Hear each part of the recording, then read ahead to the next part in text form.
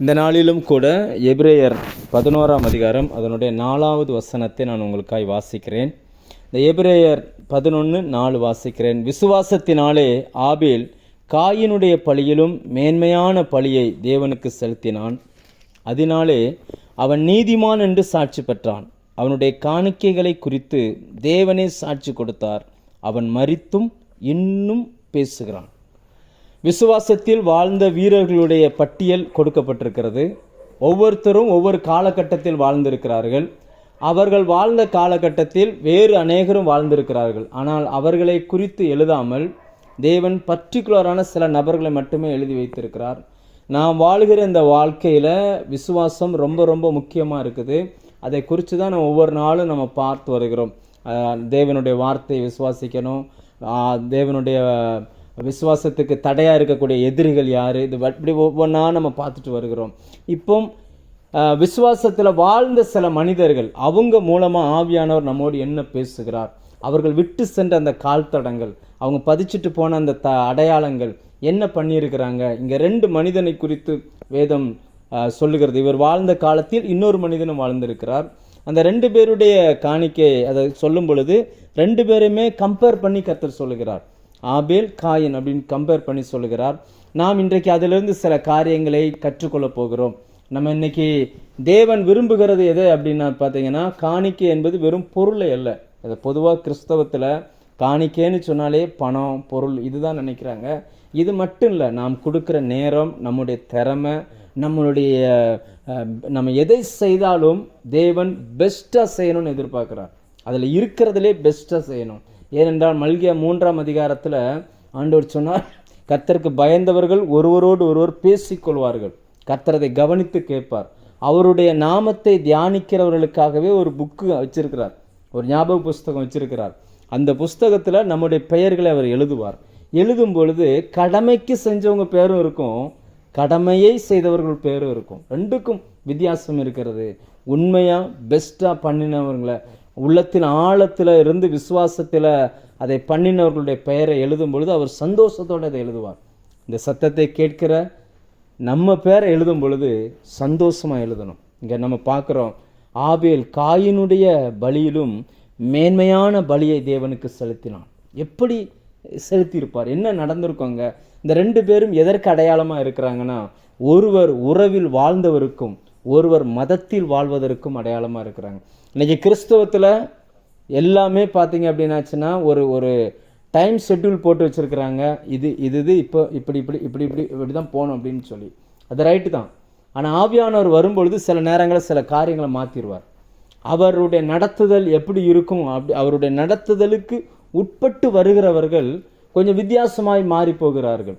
நீ யோசிச்சு பாருங்கள், ஒரு சர்ச்சு 2 பேர் காணிக்க கொண்டு போகிறாங்க, ஒரு பாட்டு, ஒரு பாஸ்டர். ஆனால் ஒரு ஆளுடைய காணிக்கை அங்கீகரிக்கப்பட்டுருச்சு, ஒரு ஆளுடைய காணிக்கை அங்கீகரிக்கப்படலை. என்ன காரணம் அப்படின்னா, இவங்க கொண்டு போன பொருளை வைத்தல்ல, கொடுத்த மனநிலையை வைத்து தான் இங்கே தீர்மானம் எடுக்கப்படுகிறது. இந்த நாட்களில் கர்த்தருக்கென்று தங்களுடைய வாழ்க்கையை அநேகர் ஒப்பு கொடுத்திருக்கிறார்கள். அநேகர் தங்களுடைய வாழ்க்கையில் இயேசு சொந்த ரட்சகராக ஏற்றுக்கொண்டிருக்கிறோம். அவருக்காக நாம் ஏதோ ஒன்றை செய்து கொண்டே இருக்கிறோம். சிறிதோ பெரிதோ கர்த்தர் அனுமதித்த அல்லது நம்மிடத்தில் எதிர்பார்த்த எதையோ ஒன்றை செய்து கொண்டிருக்கிறோம். ஆனால் அதனுடைய அந்த வேர், நாம் செய்கிறதனுடைய அந்த ஆழம், எதற்காக அதை செய்கிறோம் என்கிற அந்த நோக்கம் எதுவாக இருக்கிறது என்பதை இந்த மத்தியான வேளையில் நம்ம கொஞ்சம் வேதத்தின் வெளிச்சத்தில் நம்மளை வச்சு கொஞ்சம் சிந்தித்து பார்க்க போகிறோம். என்ன நடந்துச்சு, இந்த 2 பேருடைய என்ன வித்தியாசம், எங்கே நாம் அதை வாசிப்போம். ஆதியாகமம் 4ஆம் அதிகாரத்துக்கு போவோம். இன்றைக்கி நிறைய உலகத்தில் நிறைய கிறிஸ்தவங்களை நம்ம பார்க்குறோம். உலகத்தில் இருக்கக்கூடிய அநேக கிறிஸ்தவங்களை பார்க்கும் பொழுது நிறைய பேர் தங்களுடைய வாழ்க்கையில் எதையோ செய்கிறாங்க, எதோ பண்ணுறாங்க. ஆனால் எல்லாரையும் கர்த்தர் அங்கீகரிக்கிறாரா அப்படின்னு பார்த்தா எல்லாரையும் கர்த்தர் அங்கீகரிக்கலை. ஆனால் சிலரை மட்டும் ஆண்டவர் பர்டிகுலராக அங்கீகரிக்கிறார். யார் இவர்கள், ஏன் சிலரை மட்டும் தேவன் அப்படி அங்கீகரிக்கிறார்? இந்த ஒருவேளை இந்த சத்தத்தை கேட்கிற நம்ம கொஞ்சம் நிதானித்து பார்ப்போம். நாம் தேவனால் அங்கீகரிக்கப்பட்டிருக்கிறோமா அல்லது எல்லாரையும் போல இருக்கிறோமா என்பதை நாம் இந்த செய்தியிலிருந்து நம்ம சில காரியங்களை தெரிந்து கொள்ளலாம். நான் வாசிக்கிறேன். ஆதியாகமம் 4ஆம் அதிகாரம் அவர்கள் கொண்டு வந்த அந்த காணிக்கையிலேருந்து நான் ஸ்டார்ட் பண்ணுறேன். 4ஆம் வசனத்திலிருந்து 5ஆம் வசனத்திலிருந்து ஸ்டார்ட் பண்ணுறோம். ஆபேல் தன் மந்தையின், அதான் 3லேருந்து வாசிக்கிறேன். சில நாள் சென்ற பின்பு காயின் நிலத்தின் கனிகளை கர்த்தருக்கு காணிக்கையாக கொண்டு வந்தான். ஆபேலும் தன் மந்தையின் தலையீற்றுகளிலும் அவைகளில் கொழுமையானவைகளிலும் சிலவற்றை கொண்டு வந்தான். ஆபேலையும் அவன் காணிக்கையும் கர்த்தர் அங்கீகரித்தார். 3ஆம் வசனத்தில் எழுதப்பட்ட வார்த்தைகளுக்கும் 4ஆம் வசனத்தில் எழுதப்பட்ட வார்த்தைகளுக்கும் நிறைய வித்தியாசத்தை நம்மால் பார்க்க முடியும். வெறுமனே ஆனால் ஒரு நல்ல அறிவார்ந்த ஒரு மக்களுக்கு தான் நான் பிரசங்கம் பண்ணிக்கிட்டு இருக்கிறேன். வெறுமனே நியூஸ் பேப்பர் போல் படிக்கிற மாதிரி படித்தோம்னா நம்மளால் இதை கண்டுபிடிக்க முடியாது. கர்த்தர் தந்த வெளிச்சத்தின்படி நாம் இவைகளை பார்த்தோமானால், காயனை குறித்து எழுதும் பொழுது சாதாரணமாக காய்கறிகளை கொண்டு வந்தான், அதோடு நிப்பாட்டிட்டார். காய்கறிகளை கர்த்தருக்கு காணிக்கையாக கொண்டு வந்தான். ஆனால் ஆபேலை குறித்து எழுதும் பொழுது சும்மா ஆபேலும் ஆடு மாடுகளை கொண்டு வந்தான் அப்படின்னு எழுதி முடிச்சிருக்கலாம். அப்படி எழுதாமல் தேவன் சிலத்தை விசேஷமாக எழுத ஆரம்பிக்கிறார். என்ன காரணம்னா, நம்ம ஆபேலுடைய அந்த இருதயத்தை கர்த்தர் பார்க்கிறார். கொண்டு வந்து அந்த இருதயத்தை பார்க்கிறார். அந்த இருதயத்துக்குள்ள தேவன் மேலே இருந்த அந்த அன்பை பார்க்கிறார். ஒரு மனுஷனுக்காக நம்ம அதாவது கர்த்தருக்காக நம்ம எதை செய்தாலுமே செய்கிற செயலை மனிதர்கள் பார்ப்பார்கள். அந்த செயலை செய்வதற்கு பின்னணியில் உள்ள இருதயத்தின் ஆழத்தை கர்த்தர் பார்க்கிறார். இந்த நாட்களில் ஆண்டவர் சாமுவேல் தீர்க்கதரிசியின் மூலமாய் சொன்னார். தாவீதை அபிஷேகம் பண்ண போகும்போது சாமுவேலே மிரண்டு போகிறார் அந்த தாவீதினுடைய சகோதரர்களை பார்த்துட்டு. அப்போ கர்த்தர் சொல்கிறார், நீ அவனுடைய முகத்தை பார்க்குற, நான் அவனுடைய இருதயத்தை பார்க்குறேன். உலகம் இன்னைக்கு உருவத்தையும் முகத்தையும் செயலையும் பார்க்கிறது, ஆனால் கர்த்தரோ இருதயத்தை பார்க்கிறார். இந்த 2 பேரையும் நம்ம பார்க்கிறோம். தேவன் அங்கீகரிக்கப்பட வேண்டிய ஜனங்கள், கர்த்தருக்காய் காணிக்கை கொண்டு வந்தவர்கள். ஏன் ஆண்டவர் விசுவாசம்னு ஆரம்பிக்கும் போது காணிக்கையிலேருந்தே ஸ்டார்ட் பண்ணுறார் அப்படின்னாச்சுன்னா, முதலாவது நாம் கர்த்தருக்கு கொடுக்கிற காரியத்தில் அந்த விசுவாசத்தை வளர்த்து கொள்ள வேண்டும். உலகம் இன்னைக்கு பணத்தை தெய்வமாக பார்க்குது, சேர்த்து வச்சா பணக்காரர் ஆயிரலான்னு சொல்லுது. ஆனால் கர்த்தரோ வேறு ஒன்றை நமக்கு சொல்லி கொடுக்கிறார். இந்த 2 பேரில் என்ன வித்தியாசம் அப்படின்னாச்சுன்னா, முதலாவது பரிசுத்த ஆவியானவர் காயினை குறித்து எழுதினதுக்கும் ஆபேலை குறித்து எழுதினதுக்கும் நிறைய வித்தியாசங்களை இந்த பகுதியில் நமக்கு காட்டி தருகிறார்.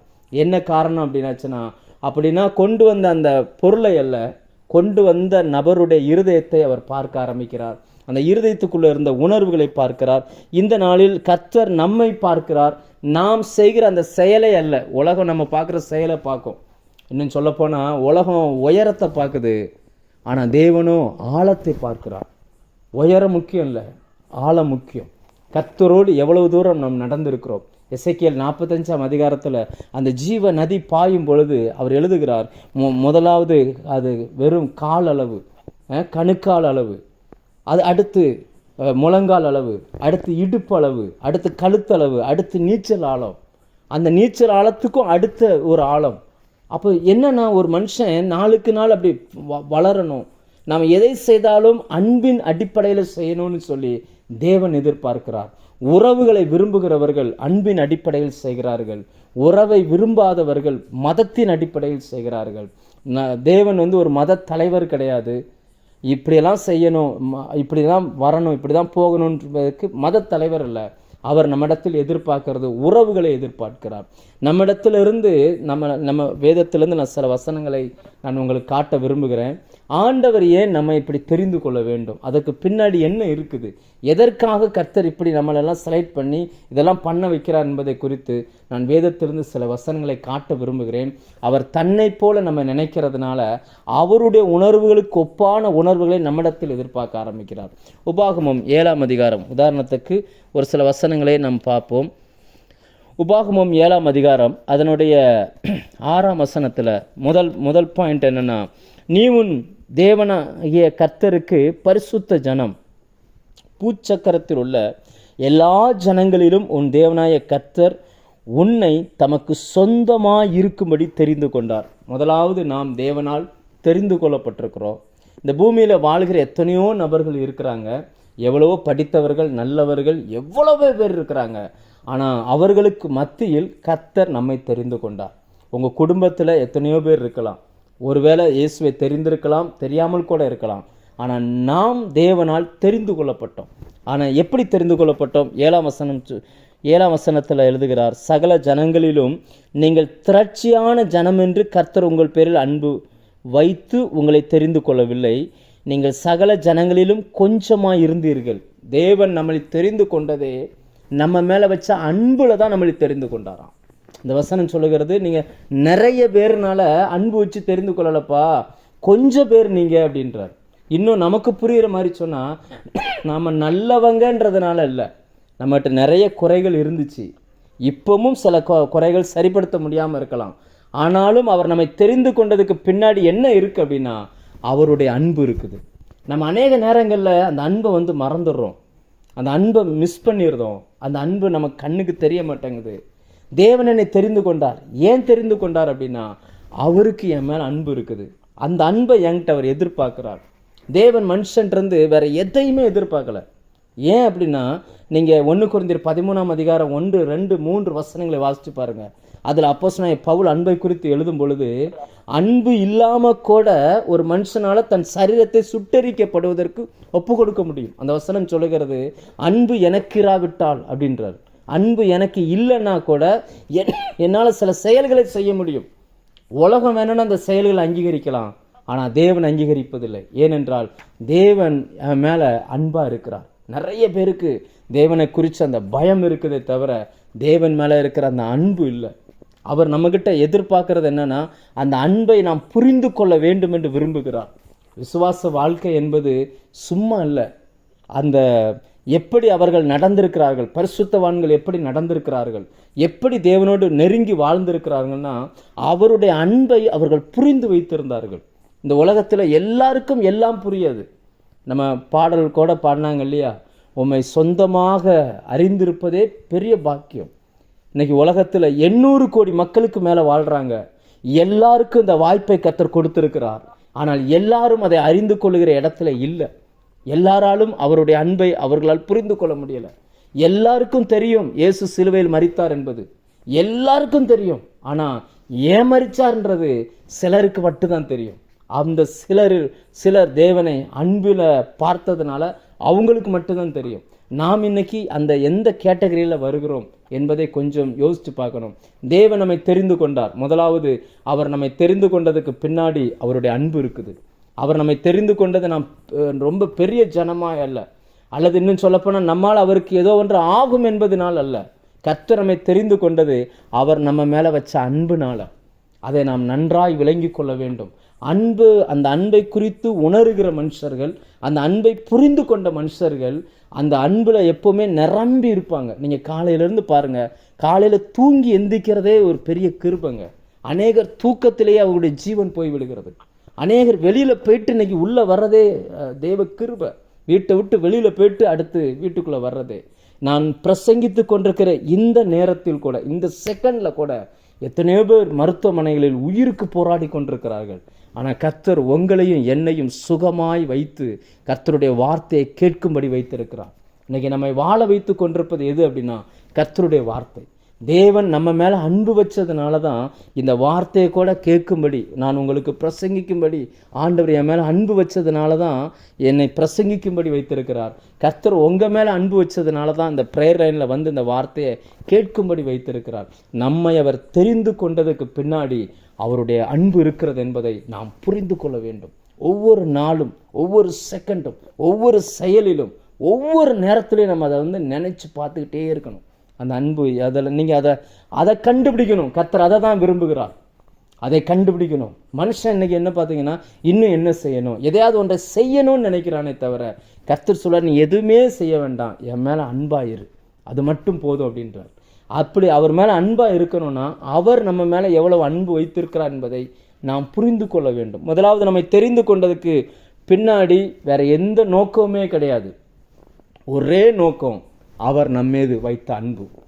அடுத்த வசனத்தில் அவர் சொல்லுகிறார், 8ஆம் வசனத்தில், கர்த்தர் உங்களில் அன்பு கூர்ந்ததினாலும் உங்கள் பிதாக்களுக்கு இட்ட ஆணையை காக்க வேண்டும் என்பதினாலும் கர்த்தர் பலத்த கையினால் உங்களை புறப்பட பண்ணி அடிமைத்தன வீடாகிய எகிப்து நின்றும் அதன் ராஜாவாகிய பார்வோனின் கையினின்றும் உங்களை மீட்டு கொண்டார். ரெண்டாவது, நம்மை மீட்டு கொண்டதுக்கு பின்னாடியும் தேவனுடைய அன்பு இருக்குது. நான் அவருடைய ஏதோ சும்மா கடமைக்கு அல்ல, ஏதோ ஒரு கிறிஸ்தவ குடும்பத்தில் பிறந்துட்டான் இவன் எப்படியாவது கொண்டுட்டு போயிடணும் அப்படின்றதுக்காக அல்ல, ஏதோ இந்த தலைமுறையில் இருந்துட்டாங்க இவங்களை கொண்டுட்டு போயிடணும் அப்படியெல்லாம் கிடையாது. நம்மை மீட்டு கொண்டதுக்கு பின்னாடி தேவனுடைய அன்பு இருக்குது. அன்னைக்கு இருந்த ஜனங்கள் அதை புரிந்து கொள்ளவே இல்லை. ஆண்டவர் சொன்னார், 40 வருஷமா அந்த ஜனங்களை நான் நடத்தினேன் அப்படின்னார். அவர்களை நான் ஆரோசித்தேன் அப்படின்னார்.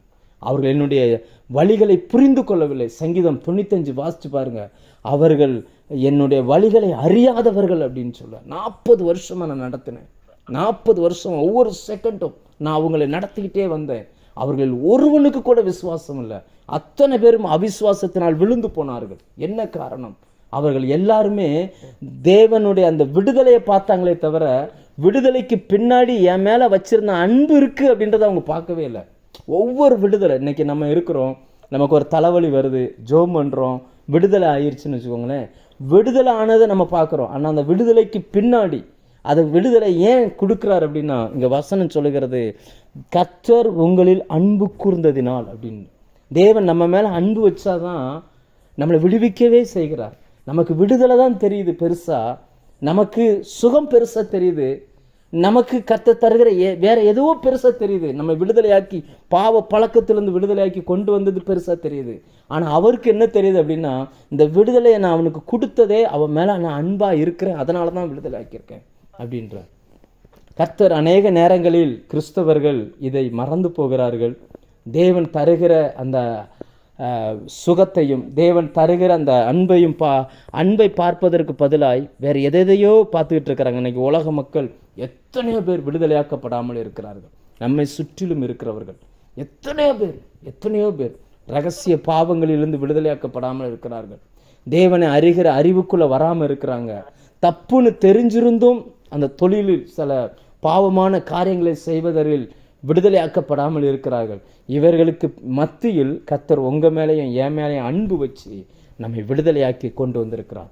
அந்த விசுவாசத்துக்கு அடிப்படை என்னன்னா, தேவன் நம்ம மேலே எவ்வளவு அன்பா இருக்கிறார் என்பதை நாம் புரிந்து கொள்வதில் இருக்கிறது. அடுத்ததா 13ஆம் வசனத்தை பாருங்க. உன்மேல் அன்பு வைத்து உன்னை ஆசீர்வதித்து, அந்த வசனம் வருது பாருங்க. உன்மேல் அன்பு வைத்து உன்னை ஆசீர்வதித்து. உலகத்துல இன்னைக்கு ஆசீர்வாதம், கட்டளை, பிரமாணம் இதுதான் ரொம்ப பிரபலமா சொல்லப்படுகிறது. ஆனா கட்டளையா இருக்கட்டும், பிரமாணமா இருக்கட்டும், அன்பா அதாவது ஆசீர்வாதமா இருக்கட்டும், தேவன் நமக்கு ஒரு ஆசீர்வாதத்தை தரன்னா கூட அந்த வசனம் சொல்லுகிறது, உன்மேல் அன்பு வைத்து உன்னை ஆசீர்வதித்து அப்படின்ற. தேவன் தருகிற ஆசீர்வாதம் அல்ல, ஆசீர்வாதத்தை தருகிற தேவன் நமக்கு முக்கியம். உங்களுக்கு ஒன்று தெரியுமா, தேவன் என்ன ஆசீர்வாதம் கொடுத்தாலும் அது பழசாக மாறிடும் இல்லையா, பழசாக மாறிடும். ஆனால் கர்த்தருடைய அன்பு மட்டும் எப்போவுமே ஃப்ரெஷ்ஷாகவே இருக்கும், எப்போவுமே புதுசாக இருக்கிறது தேவனுடைய அன்பு ஒன்று தான். மீதி எல்லாமே பழசாக மாறிடும். கர்த்தர் தருகிற ஆசீர்வாதங்களுக்கு பின்னாடி கர்த்தருடைய அன்பு இருக்கிறது என்பதை நாம் புரிந்து கொள்ள வேண்டும். அது நம்முடைய இருதயத்தில் இருக்கணும்னு கர்த்தர் விரும்புகிறார். தேவன் தந்திருக்கிற ஆசீர்வாதத்தை நம்ம கண்கள் பார்க்கிறது, அது நல்லது. தேவன் தருகிற வீடு, தேவன் தருகிற பிள்ளைகளுடைய உயர்வு, தேவன் தருகிற சரீர சுகம், நம்ம அனுபவிக்கிற எல்லாம், சாப்பிடுகிற சாப்பாடு, போட்டிருக்கிற ட்ரெஸ்ஸு, பார்க்கிற பார்வை, நம்ம எதுவாக இருந்தாலும் சரி, அது கர்த்தர் தருகிற ஆசீர்வாதம். ஆனால் அந்த ஆசீர்வாதத்துக்கு பின்னாடி தேவனுடைய அன்பு இருக்கிறது என்பதை நாம் புரிந்து கொள்ள வேண்டும். அன்னைக்கு என்ன பிரச்சனைனா, அநேகர் தங்களுடைய வாழ்க்கையில் சலித்து கொள்கிறார்கள். ஆமாம், என்ன செய்ய, ஜோமணி என்னத்தை கண்டேன், இன்னும் என் வாழ்க்கையில் இப்படி தானே இருக்குது, இன்னும் என் பிள்ளைகளுடைய வாழ்க்கை இப்படி தானே இருக்குது, இன்னும் இது சரியாகலை, இந்த அப்படி அந்த அந்த ஒரு விதமான ஒரு சலிப்புக்குள்ளே போயிருந்தாங்க. ஏன் அப்படின்னா, இவங்க ஆசீர்வாதத்தை மட்டும்தான் பார்க்குறாங்களே தவிர அதுக்கு பின்னாடி இருக்கக்கூடிய தேவனுடைய அன்பு இவங்களுக்கு தெரியவே இல்லை. நான் சொல்கிறேன், என்ன இருந்தாலும் இல்லாமல் போனாலும் அவர் என்னை ரட்சித்திருக்கிறாரே, அதுக்காகவாவது நான் ஒவ்வொரு நாளும் அவருக்கு நன்றி சொல்ல வேண்டும். ஏனென்றால் என்னை நரகத்திலிருந்து அவர் தப்புவித்து இருக்கிறார். இனி வரப்போகிற அந்த நரக வாழ்க்கையிலிருந்து அவர் நம்மை தப்புவித்து நமக்கு பரலோக வாழ்க்கையை நிச்சயத்தை கர்த்தர் கொடுத்திருக்கிறார். ஒவ்வொரு நாளும் சுகமாய் வாழுகிறோம் என்றால் அது கர்த்தருடைய ஈவு, கர்த்தருடைய கிருபை. தேவன் நமக்கு தந்திருக்கிற ஆசீர்வாதங்களே அல்ல, அந்த ஆசீர்வாதங்களுக்கு பின்னாக இருக்கிற தேவனுடைய அன்பை நாம் புரிந்து கொள்ள வேண்டும். யோசிச்சு பாருங்க, இந்த வாரம் சபையில் சில காரியங்களை பேசும் பொழுது ஆண்டவர் ஒரு ஒரு ஒரு வெளிப்பாடு சொன்னார். அது என்னன்னா, யோசேப்பினுடைய சகோதரர்கள் 10 பேர் வந்தாங்க, 2வது 11வது நபரையும் கூட்டிட்டு வந்தாங்க. அதுல எல்லாரையும் கட்டி பிடிச்சு முத்தம் கொடுத்து யோசேப்பு அழுதார். ஆனா பென்யமீன் மட்டும்தான், யோசேப்பு அழுதோன்னு பென்யமீன் மட்டும்தான் அழுதார். மற்ற 10 நபர்களும் எந்த ரியாக்ஷனுமே காட்டல. அப்படியே யோசேப்பு கட்டி பிடிக்கிறார், முத்தம் கொடுக்கிறார். அவர்கள் எந்த ரியாக்ஷன் பண்ணதா வேதத்தில் எழுதப்படலை. என்ன காரணம் அப்படின்னாச்சுன்னா, இன்னைக்கும் அப்படிப்பட்ட நபர்களாகத்தான் நாம் வாழ்ந்து கொண்டிருக்கிறோம். தேவனுடைய அந்த அன்பை கவனிக்க மறந்து விடுகிறோம். அநேக நேரங்களில் கர்த்தர் தருகிற ஆசீர்வாதத்தின் மேல் நம்முடைய கண்கள் போய்கொண்டே இருக்கிறது. இந்த மத்தியான வேளையில் நம்ம கொஞ்சம் அதை யோசித்து பார்ப்போம். ஆசீர்வாதம் என்பது நமக்கு புதுசு அல்ல, அது பழசு. இப்போ ஒரு ஃப்ரிட்ஜ் வாங்குகிறோம் அப்படின்னாச்சுன்னா, வாங்கும்போது நல்லா இருக்கும், அப்படி போகும்போது வரும்போதெல்லாம் பார்ப்போம், உள்ளே என்ன இருக்குது ஏது இருக்குலாம் பார்ப்போம். அப்படி கொஞ்சம் நாட்கள் ஆச்சுன்னா அது பழசாயிரும்.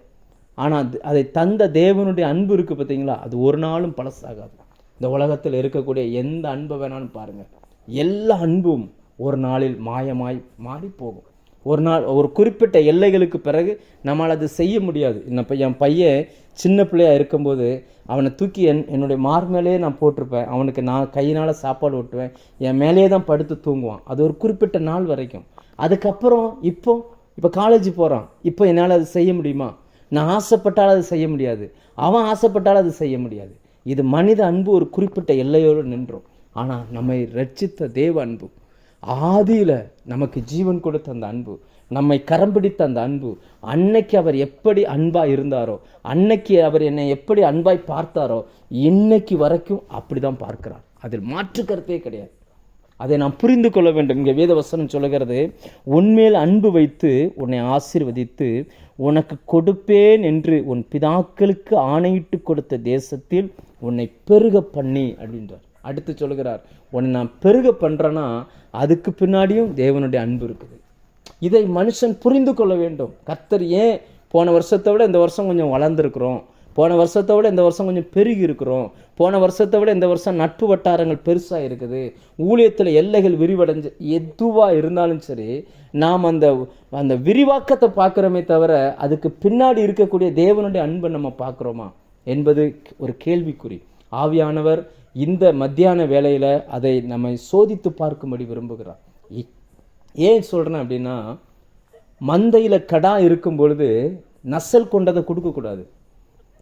மல்கியா 1 கடைசி வசனம் சொல்லுகிறது, மந்தையில் கடா இருக்குது, கடா இருக்கும் பொழுது நசல் கொண்டதை நீங்கள் கொடுக்கக்கூடாது அப்படின்றார். அதாவது என்னால் முடியும், பெஸ்ட்டானதை என்னால் கொடுக்க முடியும், சிறந்த நேரங்களை அவருக்கு என்னால் கொடுக்க முடியும், சிறந்தபடி அவரை என்னால் எதுவுமே பண்ண முடியும். அப்படி இருக்கும்போது ஏனோ தானோன்னு கடமைக்கு நான் ஏதாவது செஞ்சோம்னா அது நசல் கொண்டதுக்கு சமம்.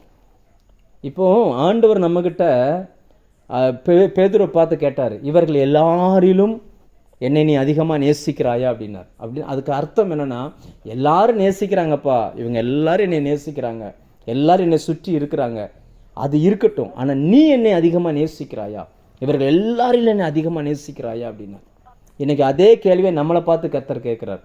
எல்லாரிலும் இந்த லைனில் நிறைய பேர் வரலாம், நிறைய ஊழியக்காரங்க வரலாம், நிறைய பேர் ஜெபிக்கலாம், நிறைய நபர்கள் வந்து போகலாம். ஒவ்வொருத்தரையும் பர்டிகுலராக இவர்கள் எல்லாரிலும் என்னை அதிகமாக நேசிக்கிறாயா அப்படின்னு கேட்டால் நம்மளுடைய பதில் என்னவா இருக்கும்?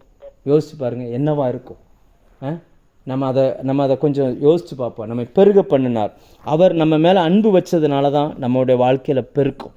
அவர் நம்ம மேலே அன்பு வச்சதுனால தான் நம்முடைய கற்ப கனிகளில் பெருக்கும்.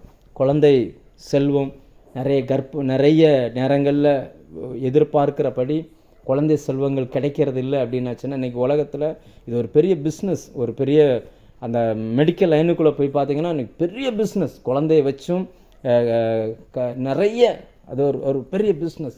அவைகளுக்கு மத்தியில் தேவன் தன்னுடைய பிள்ளைகளுக்கு இலவசமாய் கர்த்தர் கொடுக்குறாருன்னா தேவனுடைய அன்பு ஒன்று தான் காரணம், வேறு எதுவுமே கிடையாது.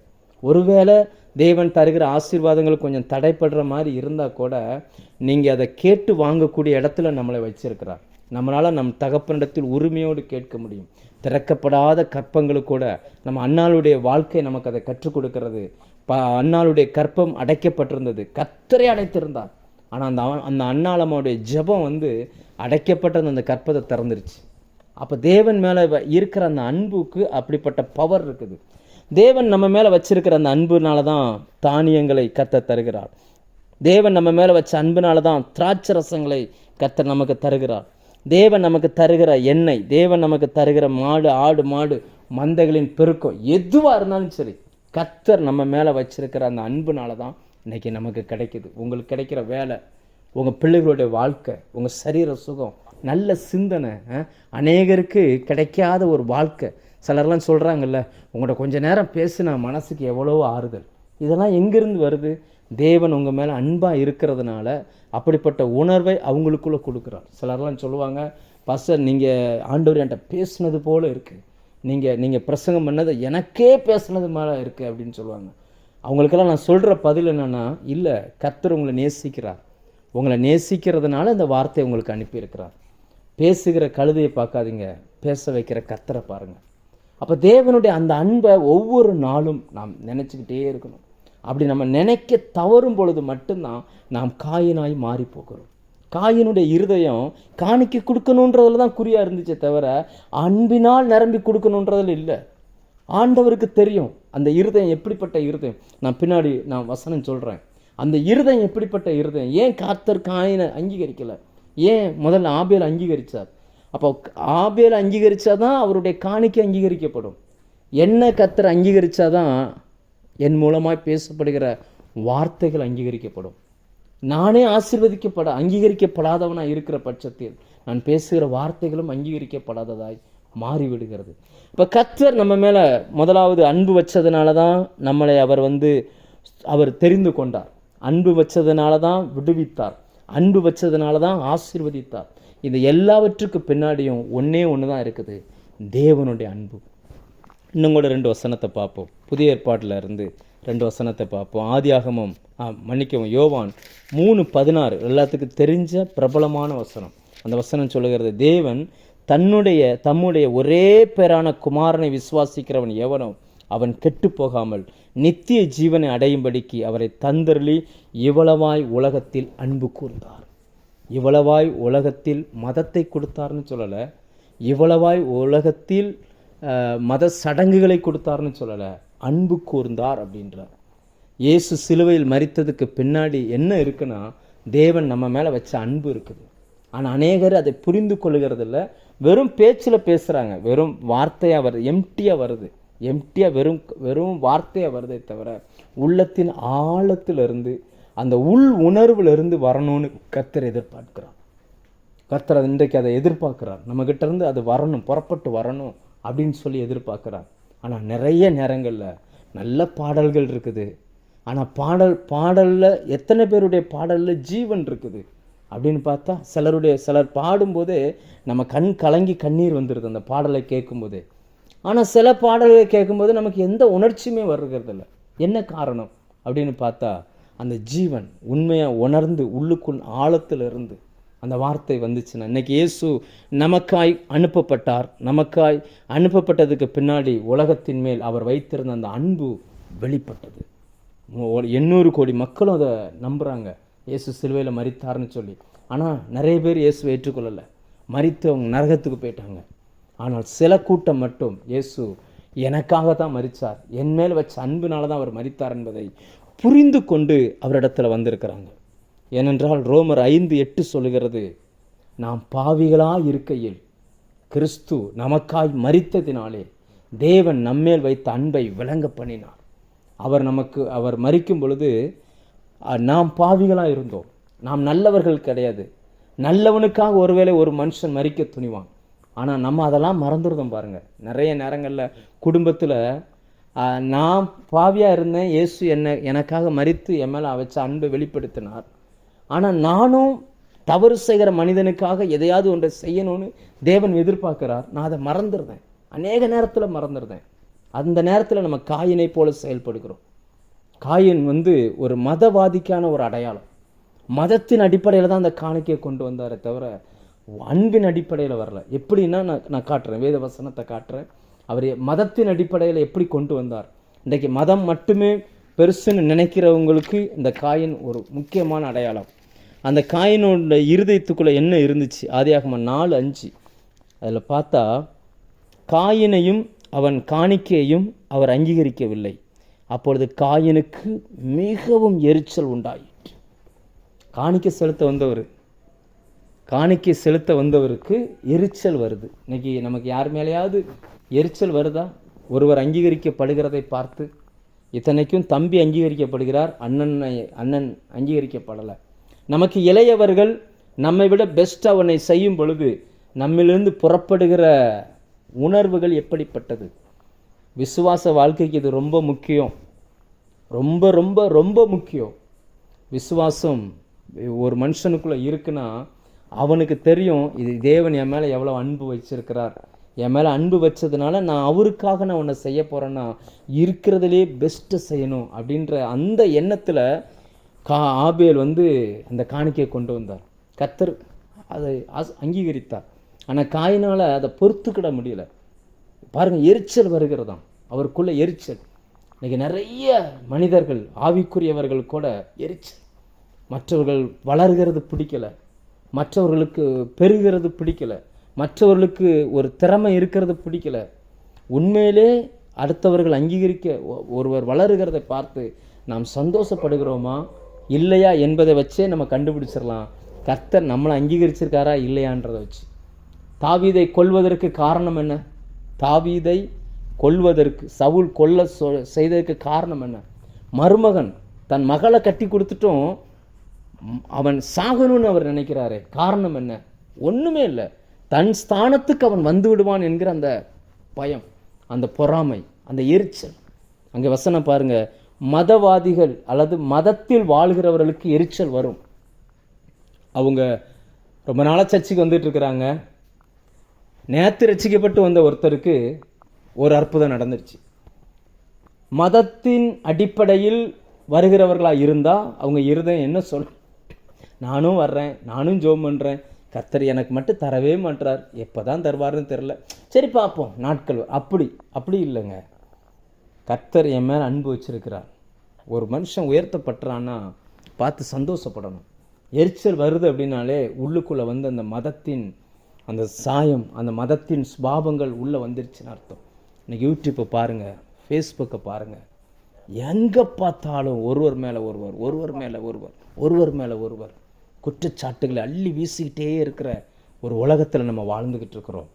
இவர்களுக்கு மத்தியில் விசுவாசமாய் வாழ்வது எப்படி என்று கர்த்தர் நமக்கு கற்றுக் கொடுக்குறார். அதுக்கு தான் காயின் ஒரு அடையாளம், ஆபேல் ஒரு அடையாளம். ஆபேலுக்கு கொண்டு வந்த அந்த காணிக்கையின் பின்னாடி தேவன் மேலே இருந்த அன்பு இருந்துச்சு. அவர் என் மேலே எவ்வளோ அன்பு வச்சிருக்கிறார், அவர் தான் இதெல்லாம் கொடுத்தார், அவர் தான், அந்த அன்பு இருந்துச்சு.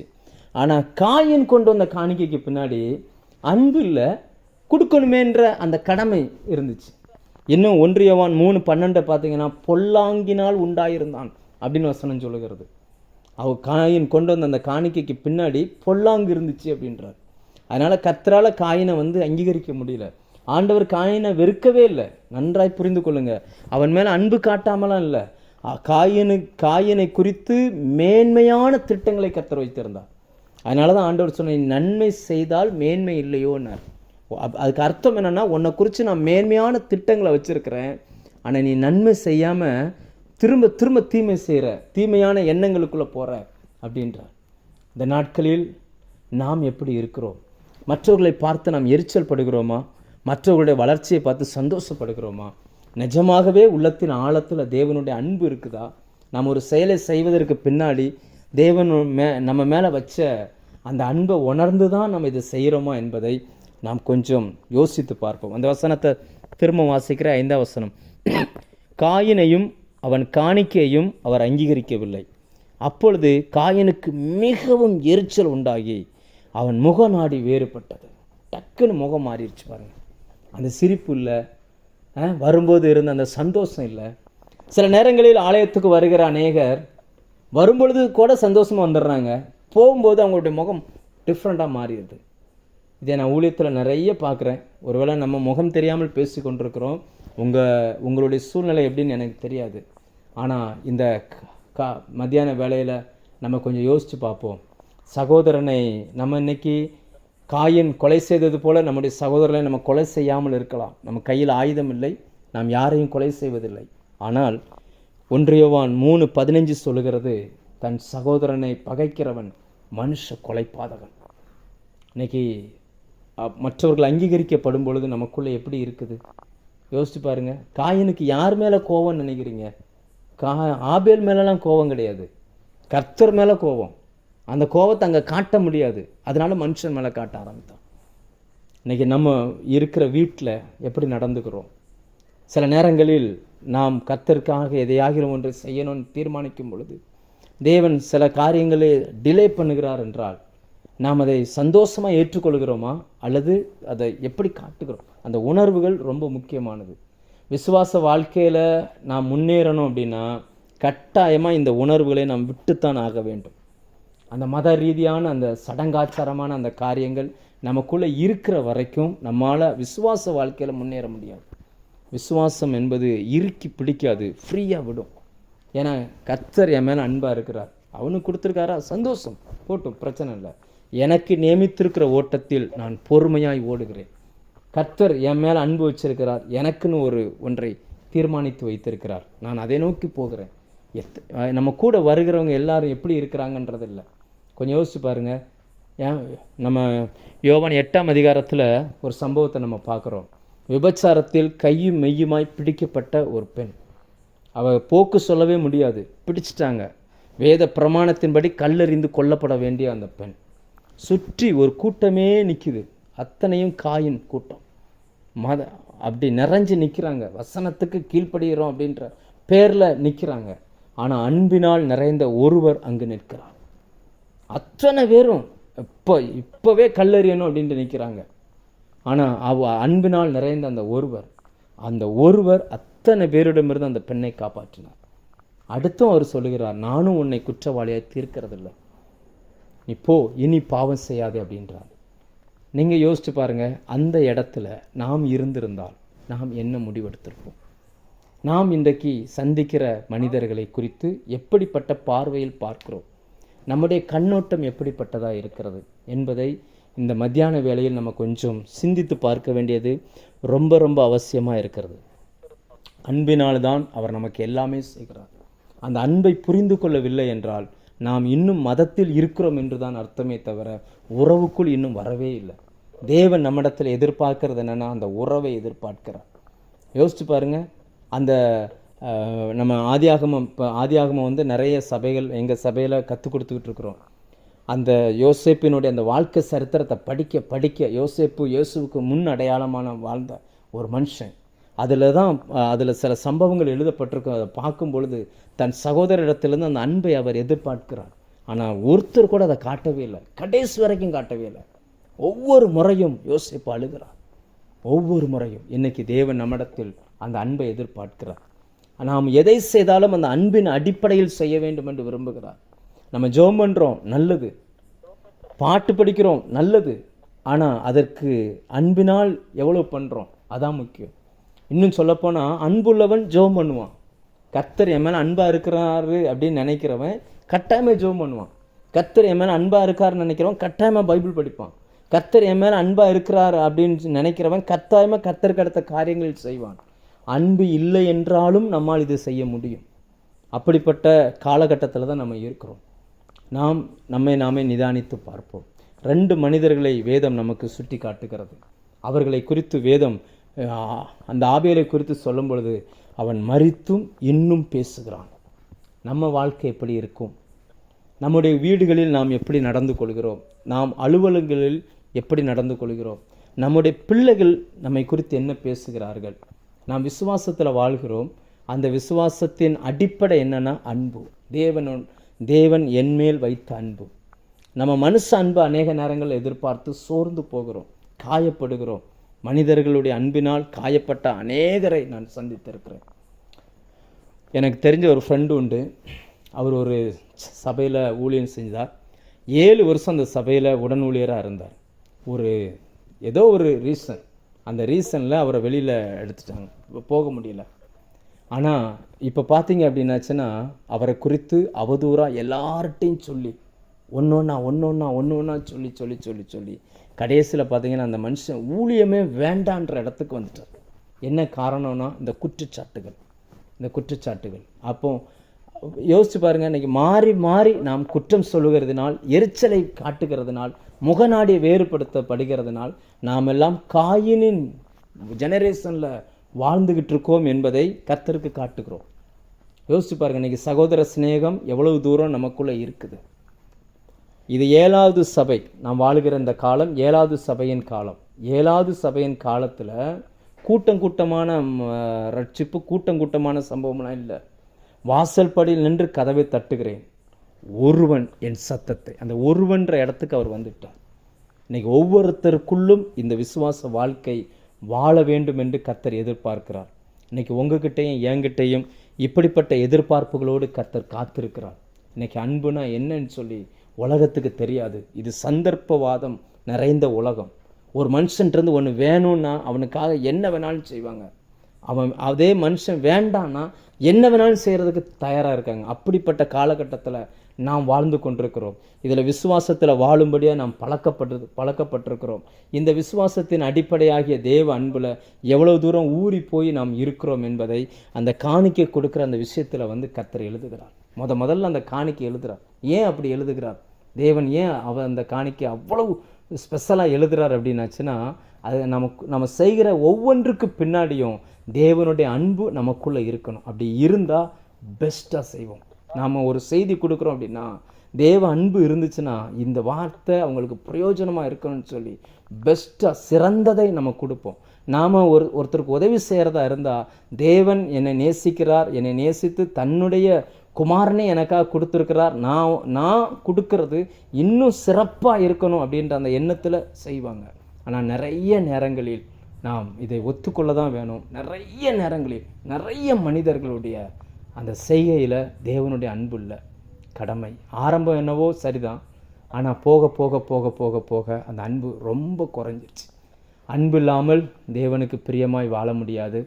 அன்பு இல்லாமல் கொடுத்த அந்த காணிக்கையை கர்த்தர் கடைசி வரைக்கும் அங்கீகரிக்கவே இல்லை.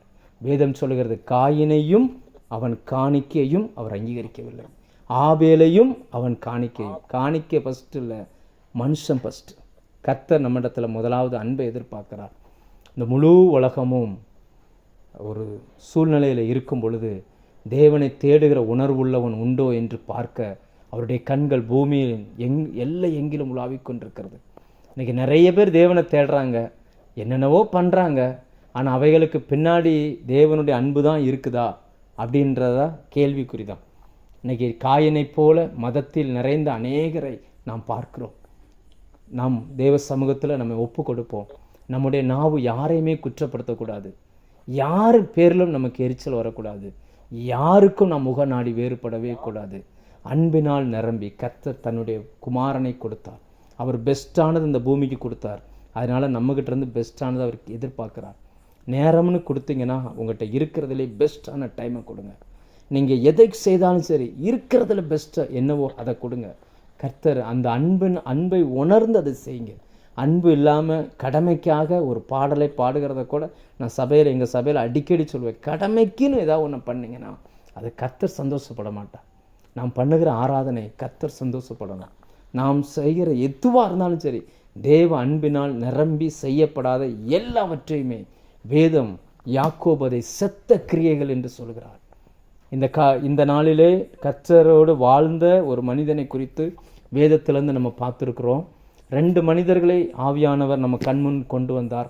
ஒருவர் ஆபேல், ஒருவர் காயின். நாம் இதில் யாராய் எப்படி வாழ்கிறோம் என்பதை இந்த மதியான வேளையை நாம் சிந்தித்து பார்ப்போம். கண்களை மூடி நாம் ஜெபிக்கலாம்.